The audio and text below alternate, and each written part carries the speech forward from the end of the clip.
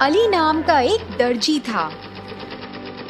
वह रायपुर गांव में अपनी पत्नी, 3 बेटियों और अपने बेटे के साथ रहता था। घर का काम पूरा करने के बाद अली की पत्नी उसकी सिलाई की दुकान पर जाती थी। उसकी 3 बेटियों समीरा, सिमरन और सोनिया की उम्र में 2-2 वर्ष का अंतर था। वे हमेशा एक दूसरे की बातें मानती थीं। जब अली की तीसरी बेटी सोनिया 4 साल की हुआ करती थी, तो अली और सबा ने एक बेटे को जन्म दिया और उसका नाम सुलेमान रखा। सुलेमान परिवार में सबसे छोटा था, इसलिए उसके माता पिता और उसकी बहनें उसे बहुत लाड प्यार करती थीं। जैसे जैसे साल बीतते गए, सुलेमान को इसकी आदत पड़ गई। उसकी माँ उसे रोज खाना खिलाती थी।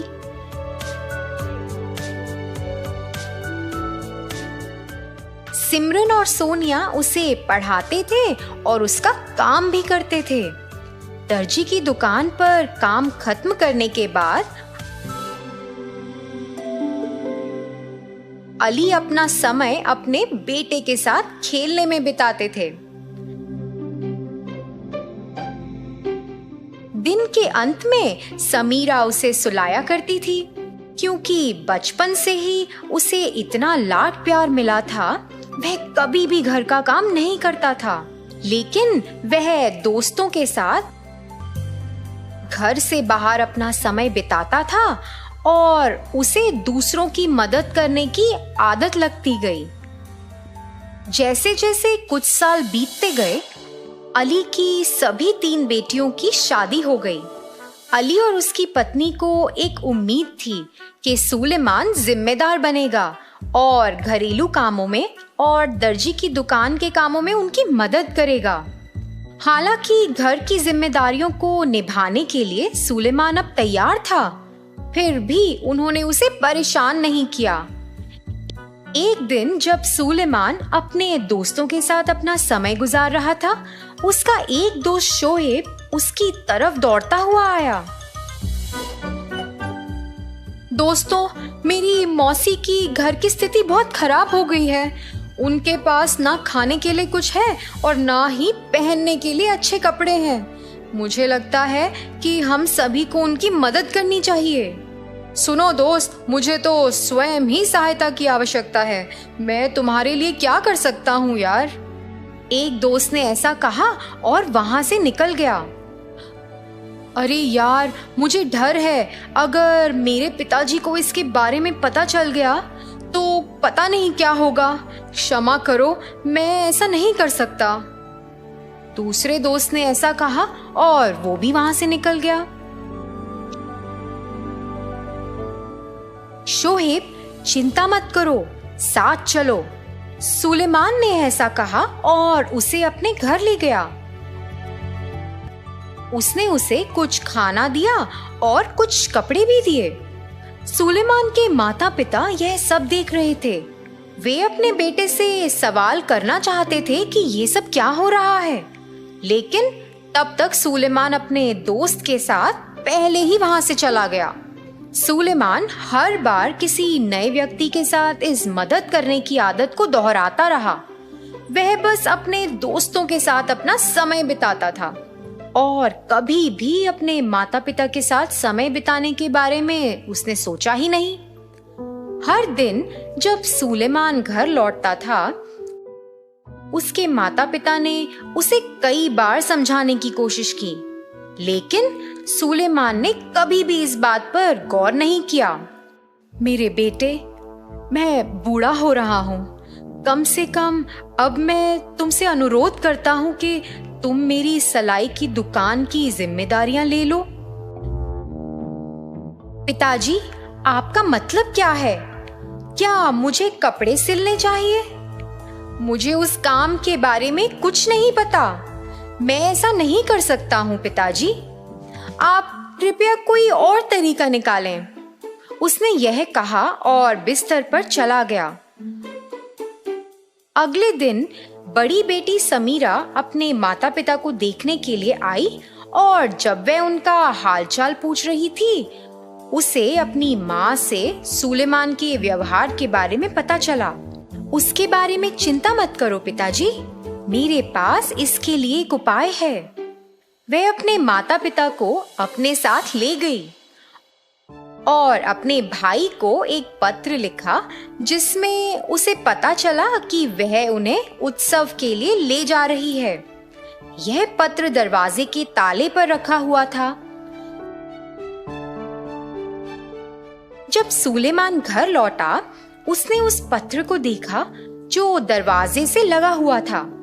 उसने उसे उठाया और पढ़ना शुरू किया, मगर उसे तो कोई परवाह ही नहीं हुई।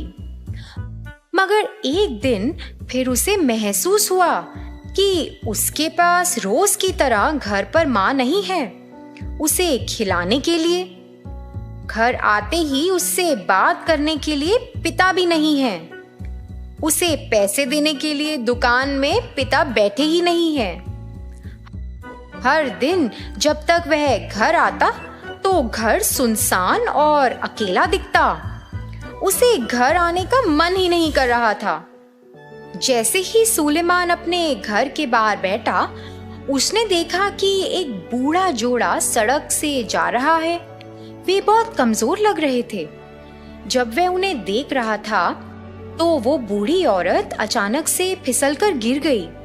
सुलेमान तुरंत मदद के लिए उनके पास पहुंचा। आप इतने कमजोर हैं, इस हालत में आप कहाँ जा रहे हैं?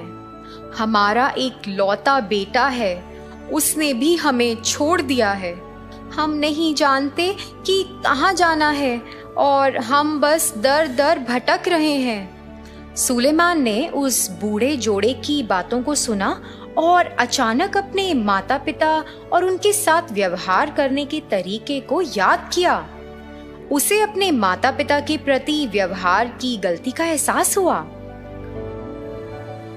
उसने तुरंत अपने दोस्त शोहिब को फोन लगाया, जिसके पास एक रिक्शा है, और उसे वो बूढ़े जोड़े को छोड़ने के लिए कहा।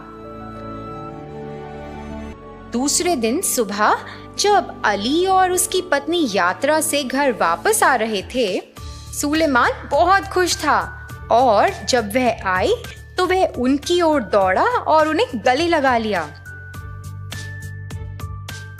वहां से सुलेमान को अपने कर्तव्यों का एहसास हुआ और उसने अपने पिता की सलाई की दुकान में काम करना शुरू कर दिया और घर की जरूरतों को भी वह खुद ही पूरा करता था।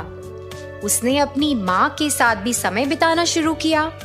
फिर कुछ दिनों के बाद तीनों बेटियां अपने माता पिता से मिलने आईं। उनमें से बड़ी बेटी समीरा अपने भाई के बदलाव को देखकर बहुत खुश हुई और कि उसके समाधान ने उसके भाई के व्यवहार को। बहुत दूर एक राज्य में सरसस नाम का राजा हुआ करता था, जिसकी 12 सुंदर राजकुमारियां थी। वे सब एक कमरे में सोती थी और उनका कमरा बाहर से बंद कर दिया जाता था ताकि वो कहीं न जा पाए। लेकिन फिर भी सुबह उनके जूते काफी घिसे हुए लगते थे, जैसे रात भर उन जूतों में राजकुमारियों ने नृत्य किया हो। जब ये बात राजा को पता चली तो उसने खबरी को पास बुलाया और उन पर नजर रखने को कहा। लेकिन कोई भी ये पता नहीं लगा पाया कि राजकुमारियां नृत्य करने कहाँ जा रही थी। राजा ने राज्य में घोषणा कर दी कि अगर कोई भी ये राज पता कर पाए तो वो उन 12 राजकुमारियों में से किसी को भी अपनी पत्नी बना सकता है। और इतना ही नहीं, उसे राजा सरसस के बाद इस राज्य का राजा घोषित कर दिया जाएगा। लेकिन अगर किसी ने कोशिश की और वो नाकामयाब रहा तो उसे 3 दिन के बाद फांसी की सजा दी जाएगी। कुछ दिन बाद एक युवा राजकुमार किसी दूसरे राज्य से उन 12 राजकुमारियों के रहस्य को सुलझाने पहुंचा। उसका वहां बहुत बड़ा स्वागत हुआ और रात को उसे राजकुमारियों के बगल वाले कमरे में ले गए। उसे सब सुनाई दे सके इसलिए उसके कमरे का दरवाजा खुला रखा गया। लेकिन जल्द ही राजकुमार को नींद आ गई। जब सुबह हुई तो उसने देखा कि राजकुमारियां नृत्य करके आ चुकी थी। ये उनके जूतों से पता चल गया। ऐसा दूसरे और तीसरे दिन भी हुआ और राजा ने राजकुमार का सिर काटने का हुक्म दिया। उस राजकुमार के बाद भी कई लोग आए, लेकिन सब अपनी जान गंवा बैठे। एक बार एक जख्मी फौजी राजा सरसस के राज्य से गुजर रहा था। तभी वहाँ एक बुढ़िया ने उससे पूछा, कहाँ जा रहे हो बेटा? मैं खुद नहीं जानता कि मैं कहाँ जा रहा हूँ, लेकिन मुझे राजकुमारियों की खुफिया जगह खोजनी है और क्या पता शायद एक दिन मैं ही राजा बन जाऊं। ये कोई मुश्किल काम नहीं है बेटा, मैं तुम्हारी मदद करूंगी। बस तुम्हें जो जाम राजकुमारियां पिलाएंगी उसे तुम्हें नहीं पीना है। उस जाम से तुम्हें नींद आ सकती है। उस बुढ़िया ने एक चोगा उस फौजी को दिया और कहा, जैसे ही तुम इसे पहनोगे तो तुम अदृश्य हो जाओगे और फिर तुम राजकुमारियों का पीछा कर सकते हो। शुक्रिया माताजी। फौजी राजा के पास पहुंचा और परीक्षा देने की इच्छा जताई। फौजी की वहाँ बहुत खातिरदारी हुई और उसे बढ़िया पोशाक दिए गए। शाम होते ही उसे राजकुमारियों के बगल वाले कमरे में ले गए। सबसे बड़ी राजकुमारी उस फौजी के लिए जाम ले आई,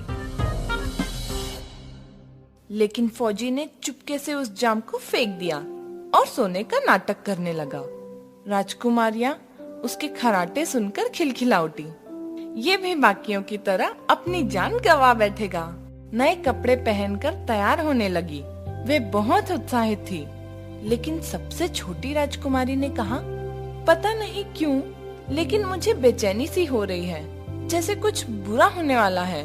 तुम्हें हर समय डर लगा रहता है। क्या तुम भूल गई कि इसके पहले भी हमें कोई पकड़ नहीं पाया है? अगर इस फौजी को नींद का जाम नहीं दिया होता तो भी ये सो जाता।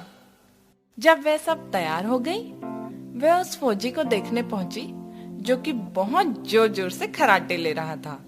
बड़ी राजकुमारी ने ताली बजाई और एक खुफिया दरवाजा खुल गया, जिसमें राजकुमारियां जाने लगी और फौजी ये सब धीरे से झांकते हुए देख रहा था। फौजी ने झट से चोगा पहना और अदृश्य हो गया और उनके पीछे चला गया। जल्दी में उसने सबसे छोटी राजकुमारी की पोशाक पर पैर रख दिया और राजकुमारी चिल्ला उठी, किसी ने मेरे कपड़े पकड़े। कोई नहीं है वहाँ, बस दीवार में एक कील है। वे सब एक सुंदर पेड़ों के कुंज में पहुंचे, जहाँ सारी पत्तियां चांदी की थी। बहुत ही चमकती और दमकती जगह थी वो। फौजी ने एक शाख तोड़ी और उस पेड़ से आवाज आई, इस बार सच में मैंने कुछ सुना। क्या आप लोगों को कोई आवाज नहीं सुनाई दे रही? कोई आवाज नहीं है। ये तो उन राजकुमारों का शोर है जिनके साथ हम नृत्य करने जा रहे हैं। जैसे जैसे वे आगे बढ़ने लगे, उन्हें वहाँ सोने के, हीरे के पत्तों के पेड़ दिखने लगे और फौजी हर पेड़ से एक शाख तोड़ रहा था और जब जब वो शाखें तोड़ता तब तब आवाज होती। वे सब एक तालाब के पार पहुँचे जहाँ 12 नाव थी और हर नाव में एक सुंदर राजकुमार बैठा था। फौजी सबसे छोटी राजकुमारी की नाव में जा बैठा। छोटे राजकुमार ने कहा, आज नाव खींचने में काफी ताकत लग रही है। अचानक से नाव का वजन बढ़ गया है। तालाब की दूसरी ओर एक बढ़िया महल था, जहाँ से मधुर संगीत सुनाई दे रहा था। उस महल में राजकुमार राजकुमारियों के साथ नृत्य करने लगे और फौजी भी, जो किसी को दिखाई नहीं दे रहा था, उनके साथ नृत्य करने लगा। उन्होंने तब तक नृत्य किया जब तक उनके जूते घिस नहीं गए। सभी वापस अपनी अपनी नाव में घर की ओर निकल पड़े। लेकिन इस बार फौजी सबसे बड़ी राजकुमारी की नाव में बैठा। जब वे पहुंच गए तो फौजी जल्दी से भागकर सबसे पहले अपने कमरे में आ गया और सोने का नाटक करने लगा। राजकुमारियों को उसे सोता हुआ देखकर राहत मिली। अगले दिन फौजी ने यह किस्सा किसी को नहीं बताया। वो दूसरी और तीसरी रात भी अदृश्य होकर राजकुमारियों के साथ गया और वहां से एक सुनहरा बर्तन उठा लाया। 3 दिन बाद राजा के सामने उस फौजी को उसकी चमकीली शाखें और सुनहरे बर्तन के साथ पेश किया गया। मेरी बेटियां कहाँ जाती हैं रोज रात को? राजा वे 12 राजकुमारों के साथ एक भूमिगत महल में नृत्य करने जाती हैं। फौजी ने राजा को पूरी बात बताई और वो शाखें और सुनहरा बर्तन भी दिखाया। राजा ने राजकुमारियों से पूछा कि क्या ये फौजी सच कह रहा है, तो उन्होंने हामी भरी। राजा ने फौजी से अपनी पत्नी चुनने को कहा और फौजी ने सबसे बड़ी राजकुमारी से शादी करने की इच्छा जताई। उसी दिन उनकी शादी हो गई और राजा ने फौजी को अपना वारिस घोषित किया। कई वर्षों बाद राजा गुजर गए और फौजी उस राज्य के राजा बन गए। लेकिन बाकी की 11 राजकुमारियों को अपने राजकुमार की बहुत याद आती थी। फौजी ने उनसे कहा कि अगर वे चाहें तो वे अपने राजकुमारों से शादी कर सकती हैं। उस रात नए राजा और रानी अपनी 11 राजकुमारियों के साथ आलीशान महल में गए, जहां उन सब की शादी हुई